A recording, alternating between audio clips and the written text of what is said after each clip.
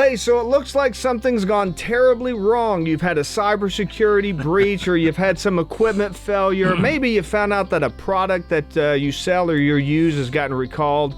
Well, did you know that there are strategies and ways to properly manage situations like that? I'm going to be talking here with Bob Bliss about crisis management, and whether you're a large company or a small company, it's always good to know how to manage these types of things.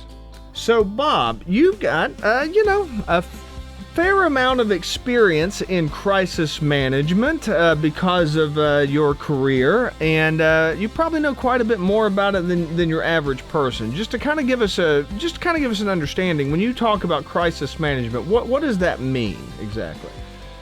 Well, you can call a crisis minor, you could call it mid, you could call it major. All depends on the person and upon the situation. But I have a feeling about a crisis situation. I think it's something that takes a long time to develop. A crisis normally doesn't happen just overnight, and nobody knows anything about it.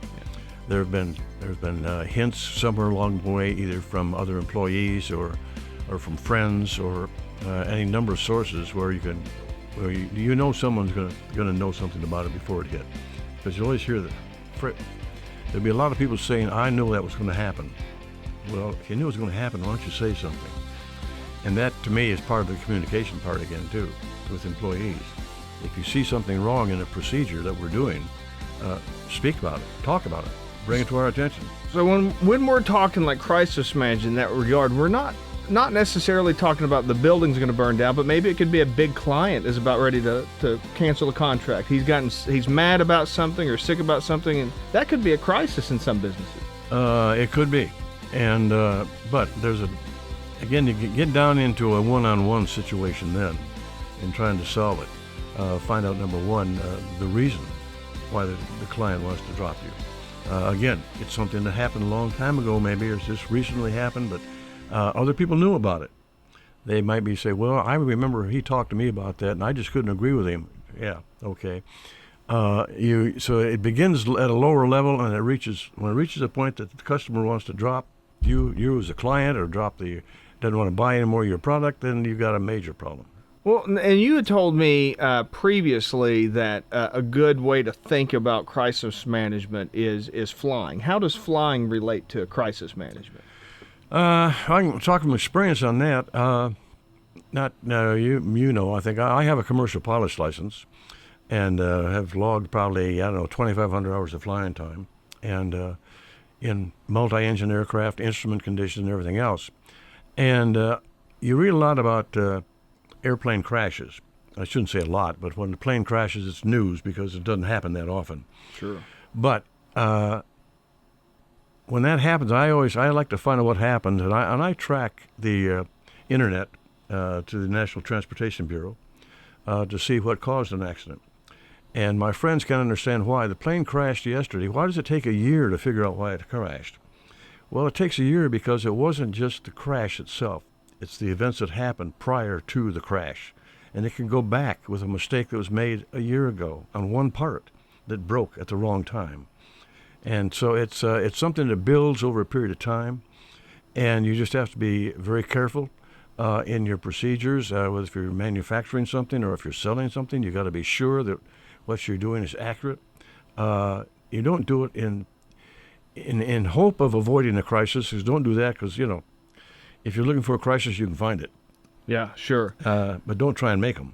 And that's the type of thing, and I think we kind of understand this from a like a mechanical level, but that's why you do like standard maintenance and things like that on an airplane. Mm-hmm. Do you need to do standard maintenance in your business? Yeah, I think you do. I think that once you get, for example, I'll use the diesel engine business that I had. We had 300 and some employees in 4 states, and I had to keep a pretty close tab on the production. The men that were working on machinery and what their input was going to be on the end product. When I bought the company, engines will be brought in for repair, for example, and whoever the mechanic would work on would be the mechanic that had a spare time. that are there, they'll take it. We started a new program, which is not new, but we assigned employees to an engine when it came in, and it was their responsibility now to repair that engine and send it back in good condition. And if it came back, we know what the problem was and where it went. And all of a sudden, our efficiency and our return went up dramatically when we did that. So you have to go back and check it. It's like doing the maintenance on an airplane. It's doing maintenance on your employees, that you've got them up to speed on everything they're doing. Because we always, as technology came along, that changed the way you manufacture the engines. Sure. And that changed the way you had to train people for it. So we had to keep it up to speed at all times. But it's a sequential event. When a crisis actually happens, there's always a reason for it.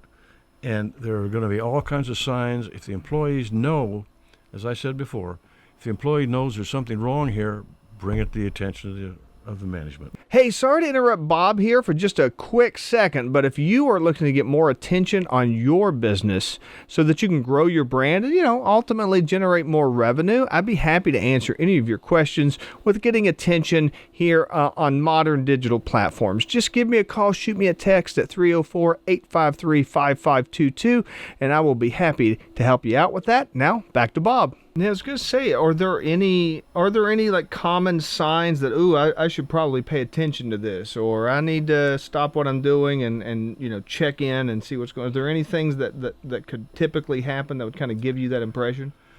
Not really. I don't micromanage the employees at all. Yeah. I look at them more from how well they do their job, the efficiency of their job. That they're unafraid to let me know that there's a problem. I try to let them know that their input is vital to us, and it's mainly for that reason, because I want to know what you're doing on those engines. I want to know if you see a flaw in the procedure. I don't want this nut to break in the engine. It's going to cost me $500. Yeah.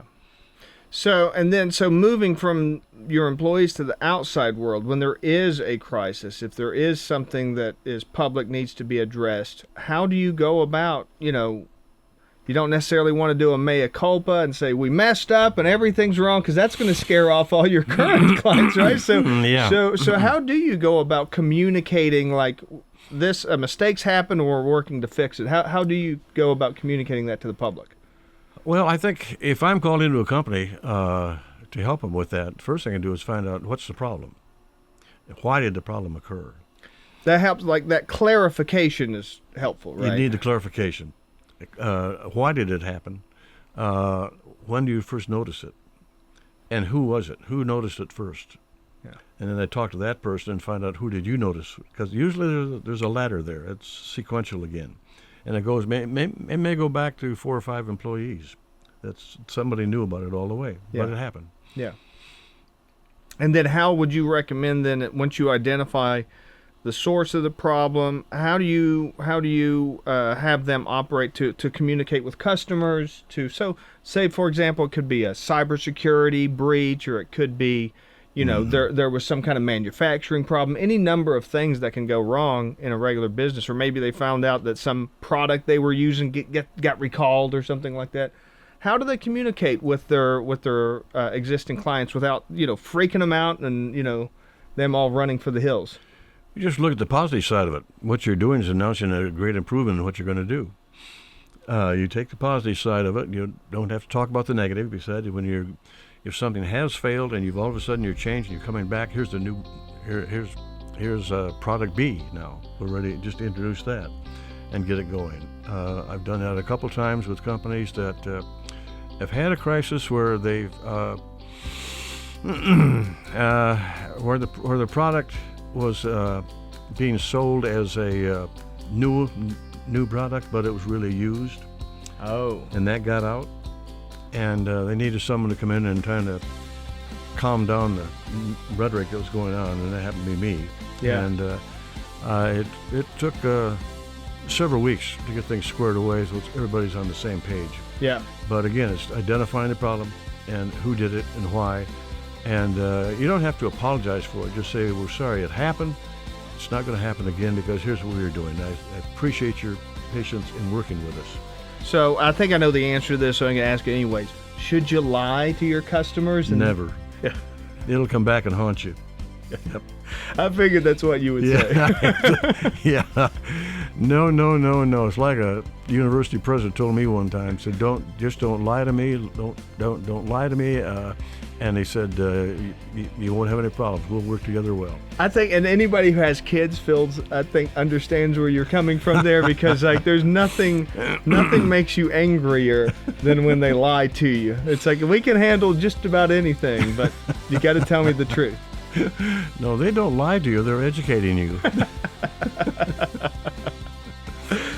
Well, Bob, thank you so much for discussing crisis management with here today. If anybody's having some kind of a crisis moment and wanting a little bit of help, I know you've done a lot of that in your past. How would people learn more about what you do and get in touch with you? Any one of three ways. They could send me an email, bbliss808@gmail.com. They can send me a text message, 304-546-8827, or go online to my website, BobBlissAssociates.com. Great. Thanks, Bob. Thank you for watching and listening. This is Joe Justice, the Kanawha Valley Hustler, reminding you to hustle hard, hustle smart, and hustle with a smile.